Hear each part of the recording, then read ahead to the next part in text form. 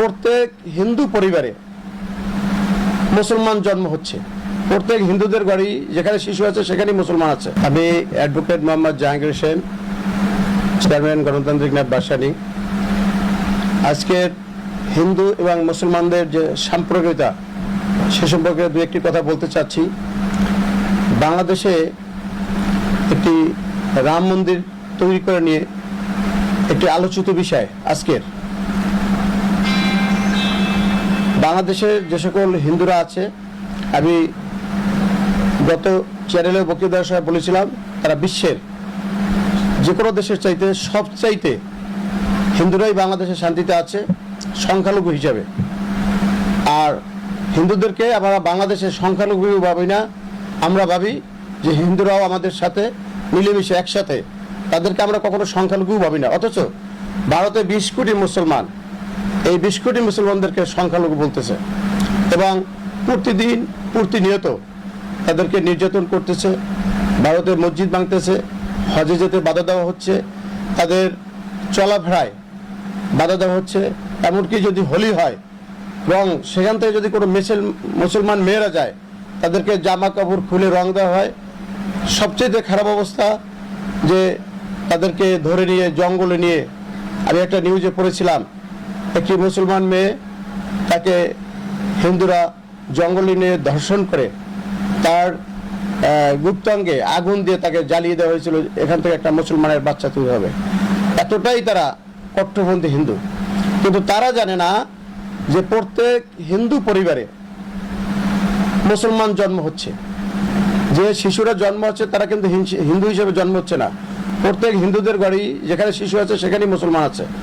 12 বছর যাবৎ যারা নাবালক থাকে, সবাই আল্লাহ তাআলা পৃথিবীর সকল মাখলুককে মুসলমানকে মুসলমান হিসেবে সৃষ্টি করে, মুমিন বান্দা হিসেবে সৃষ্টি করে। কিন্তু এক সময় হয়তোবা কেউ তার বাবার ধর্ম, চাচার ধর্ম পালন করে, হিন্দু, খ্রিস্টান, বৌদ্ধ, কিন্তু কোনো হিন্দু হিসেবে কেউ জন্মগ্রহণ করে না, খ্রিস্টান হিসেবে কেউ জন্মগ্রহণ করে না, বৌদ্ধ হিসেবে কেউ জন্মগ্রহণ করে। আপনি দেখেন সারা পৃথিবীতেই মুসলমান নির্যাতিত হচ্ছে, আমাদের কোরআনে পড়ানো হচ্ছে। আজকে মোদী সরকার সেই ইসরায়েলের সাথে হাত মিলিয়ে তিনি সারা পৃথিবীর মুসলমানকে নিধন করতে চাচ্ছে। আপনি দেখেন বার্মায় মুসলমানদের যখন রোহিঙ্গাদেরকে অ্যাটাক করা হলো, সাথে সাথে মোদী সেই বার্মায় গিয়ে সরকারের সাথে করে তিনি এই মুসলমানদেরকে এই দেশে পাঠাতে বাধ্য করলেন, রোহিঙ্গা মুসলমান। তেমনিভাবে তিনি একটি রোহিঙ্গা মুসলমানকে ভারত আশ্রয় দেয়নি।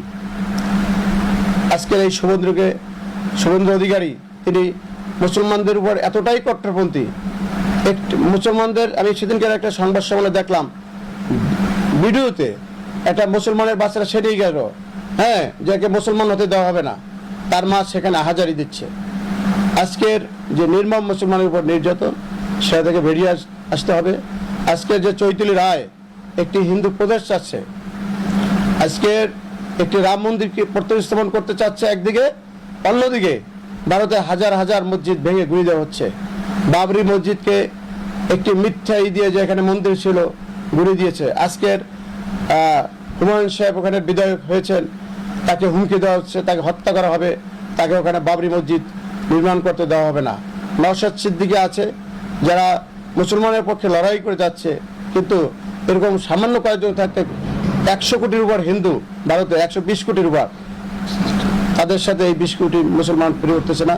অথবা আমি বলবো নরেন্দ্র মোদীকে, আপনি এই হত্যাযজ্ঞ বন্ধ করেন, মুসলমানদেরকে হত্যা বন্ধ করেন, মসজিদ ভাঙা বন্ধ করেন, মাদ্রাসা ভাঙা বন্ধ করেন এবং যার যার ধর্ম তাকে পালন করতে দিন। আমরা হিন্দুদের ধর্মে বাধা হয়ে